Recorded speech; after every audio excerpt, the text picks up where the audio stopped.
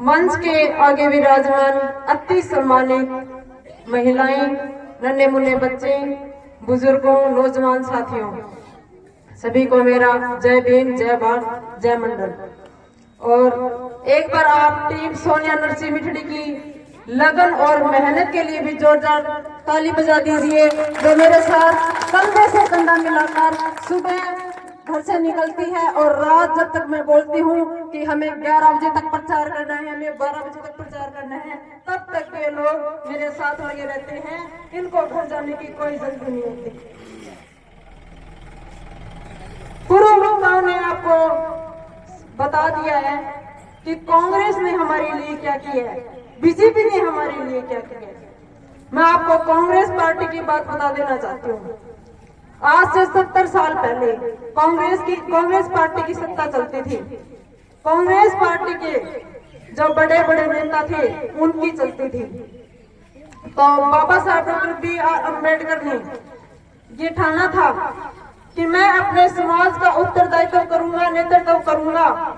इसलिए वो गांधी जी के पास गए कि हमें अपना समाज का नेतृत्व करना है, हमें भी सत्ता में भागीदारी करनी है, तो इसलिए आप हमारा साथ दो, आप हमें आरक्षण दिलवाने के लिए हमारा साथ दो।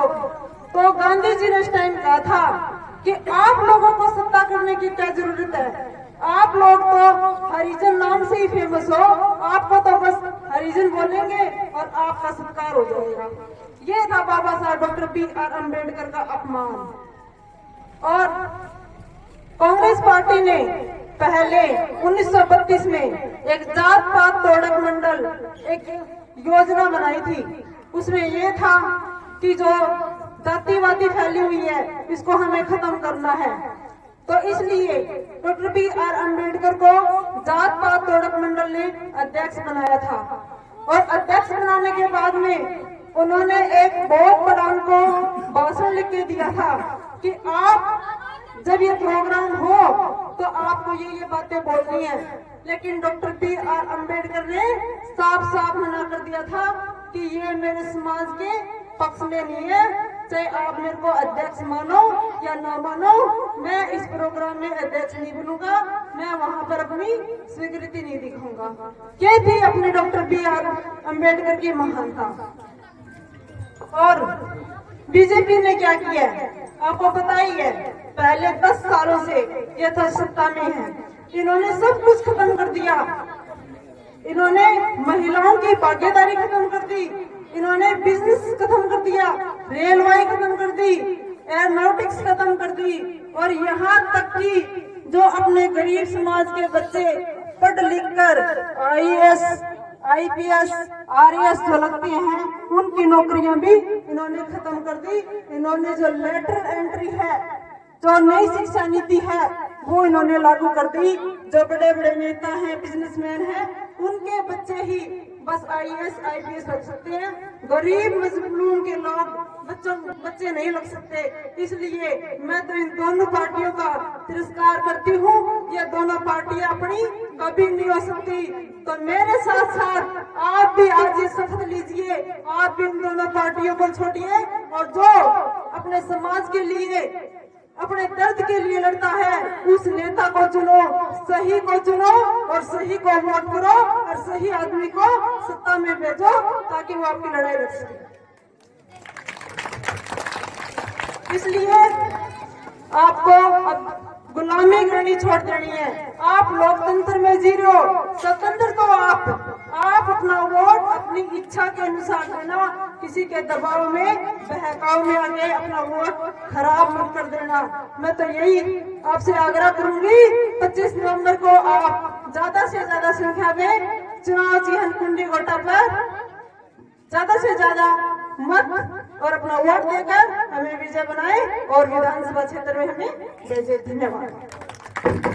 गांव की चौपाल में आप लोगों ने बुला के हमें इतना मान सम्मान दिया, आप सभी का तहे दिल से स्वागत और अभिनंदन करता हूं। और आप लोगों से अपील करता हूं कि 6 नंबर पे जो मशीन में कुंडी गोटे का निशान आएगा उसको दबाकर आप भारी मतों से हमें विजय बनाए। आप लोगों को आप लोगों से यही अपील करता हूं कि आप लोग ज्यादा से ज्यादा वोट और समर्थन देके हमें विजयी बनाएं। और मैं आप लोगों से एक वादा करता हूं कि आप लोगों को जब भी मेरी जरूरत पड़ेगी, चाहे रात हो चाहे दिन हो, आप लोगों की कहीं भी एक पसीने की बूंद गिरेगी तो मैं आप लोगों के लिए अपना खून बहाने के लिए तैयार रहूंगा। और लास्ट में यही कहूंगा, एक बार फिर ज्यादा से ज्यादा वोट देके हमें विजय बनाए। आपके गाँव वासियों का बहुत बहुत धन्यवाद। जय भीम, जय भारत।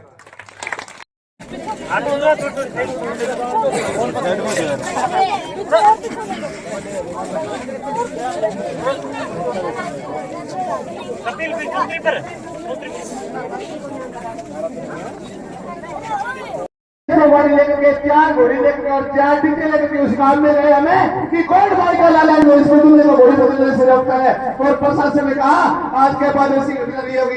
ऐसे सब उम्मीदवार को हम आपके बीच में लेकर आए हैं।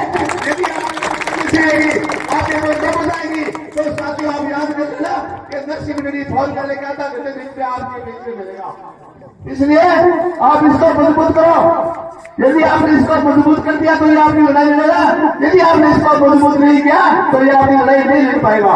इसलिए मेरा आपसे निवेदन है, आने वाले विधानसभा के चुनाव में अपने सोनिया यूनिवर्सिटी को वोट दे करके इसको भारी मत दे करके इसको मजबूत बनाएंगे।